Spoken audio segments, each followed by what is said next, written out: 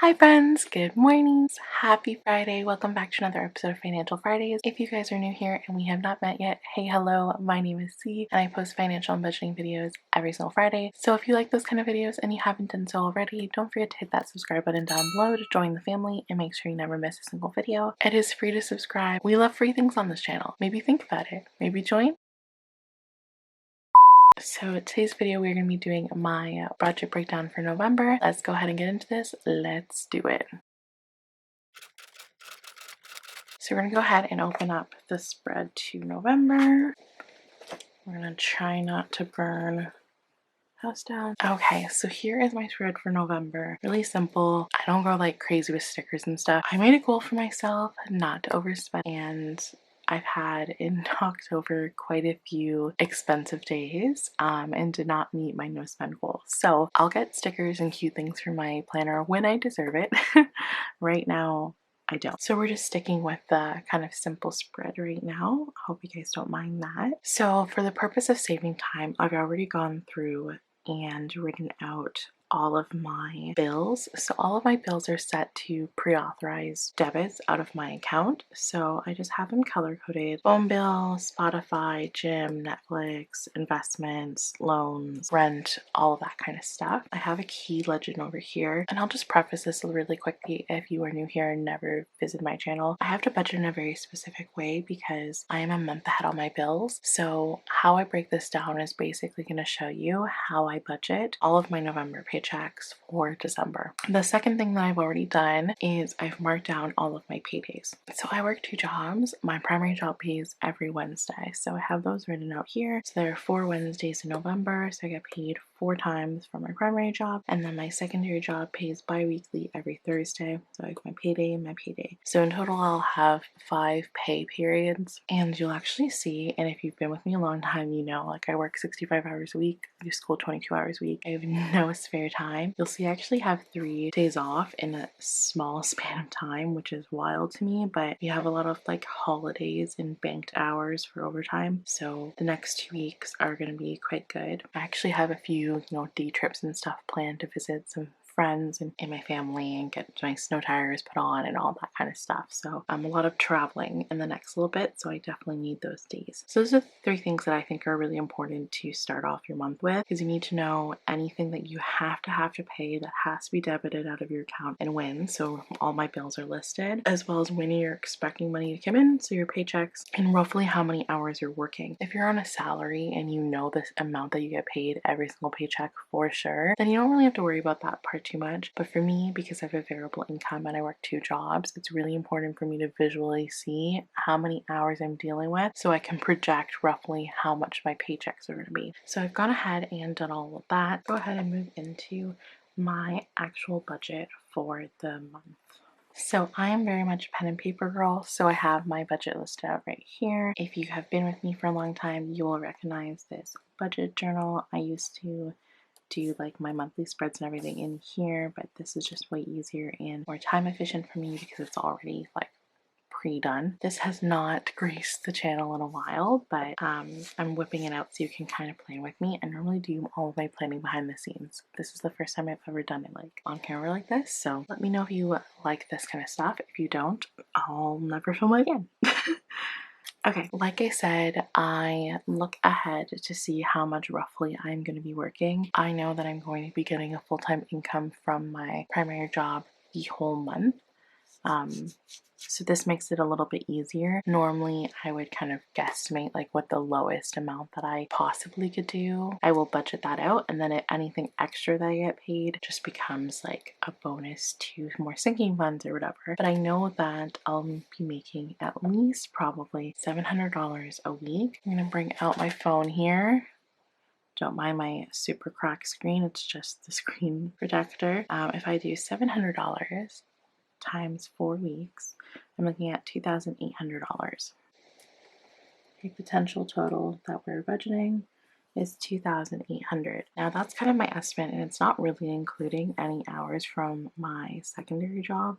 So I'm probably gonna make a little bit more than that, maybe closer to maybe around the 3,000 mark, like not a lot more, but around there maybe. But I always like to lowball it, that way I have extra money out of my budget, not less money than I expected out of my budget. For most people, if you are in a variable income, I suggest doing the bulk of your bills in the beginning of the month and just having the end of the month really bulk up your sinking funds. That way, you know, you're not spending all of your money on spending and sinking funds kind of in the first 2 weeks or so, and then you realize that you're not working at all at the end of the month and you've already blown through that money. So it's always usually best to get the bulk of your stuff taken care of in the beginning of the month and then spend less money in the end of the month, and that's kind of what I do. For my week one bills, I like to split up really big expenses.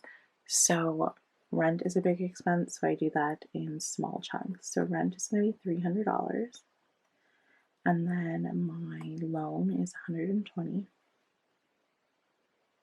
and then my investments are $80. So that's my total of bills, and that's me a total of $500. And what we're gonna do is, if we are roughly looking at about $700 a week, I take 700 minus, am I still in frame? Yeah, $500, we have about $200 left.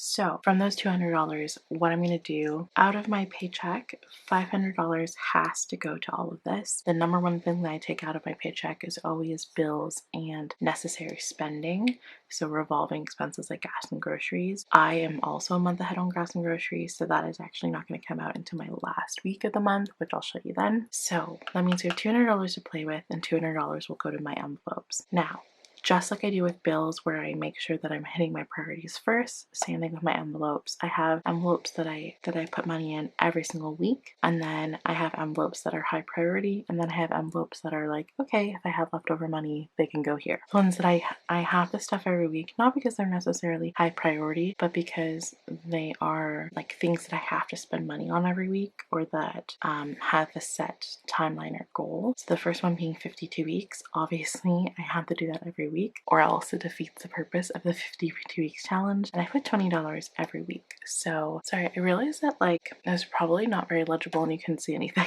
So I zoomed in a little bit. I hope this is better. Sorry, I know it's really small, right? Okay, so 52 weeks is $20 a week.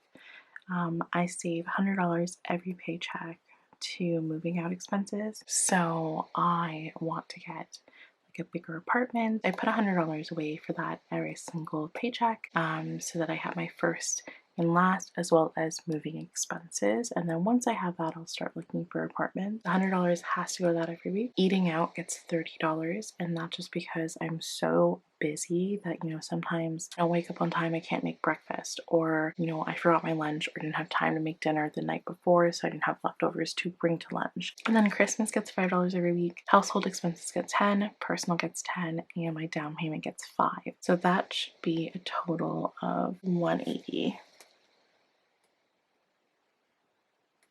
700 minus 500 minus 180 leaves me a total of $20 left over. So then after all of this, for my necessary weekly envelopes, I have $20 left over. So what I will do then is, on that week, if I make more than $700, I will just add that to the final total here. So maybe I made an extra $50, so I have an extra $70. And then from that $70, I will divvy that up between my high priority and low priority sinking funds. So this is what I have to make sure is in my budget every week, and then this is what I will have to play around with. Same thing for the next week. We're looking at $300 for rent, $120 for my insurance, and $60 for my phone. And that's going to be a total of $480 and a total of $180. So if I take 700 minus $480, leaves me $220 for my envelopes. I only need $180.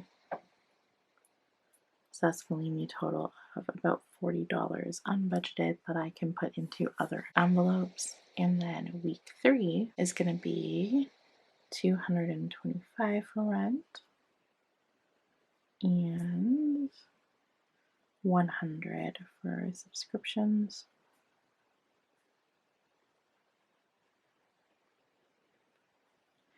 So a total of $325, and then this is again 180. So 700 minus 325 minus 180 is going to be a total of 195 to play with. And then week 4, the very last thing that needs to come out is $400 for gas and groceries. So that's going to be a total of $400.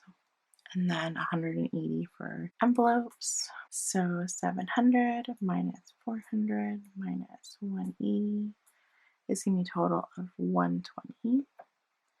Left over for my other envelopes. My paycheck for my second job is not included in this. Like I said earlier, only budget out what I need for sure to come out of that, and that's usually any expenses. So I know that an expense other than gas and groceries that I do every single month that for me is important is a monthly facial, and that's just because I have a lot of jaw pain, migraine. I work so hard, it's like the only thing for myself, and that is usually about $200 that I put away for that.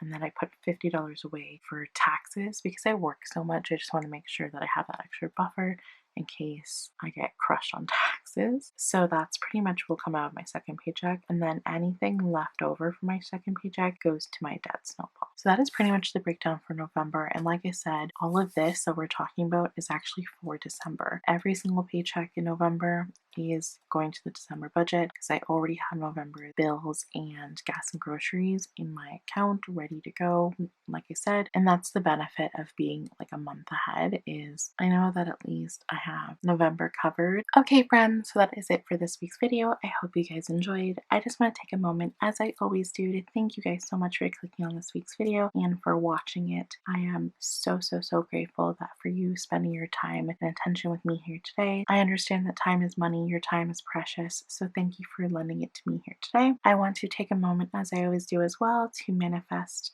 nothing but good things for you guys this week. I hope you meet all of your goals, whether they're personal, financial, whatever they may be. I hope that you achieve them. And just remember, if you have any bumps along the road, trial and error, it's important to be patient with yourself, be kind to yourself on your journey, and forgive yourself on your journey, because at the end of the day, we're all just trying. Okay friends, so I will see you next Friday. Have a great week. Bye!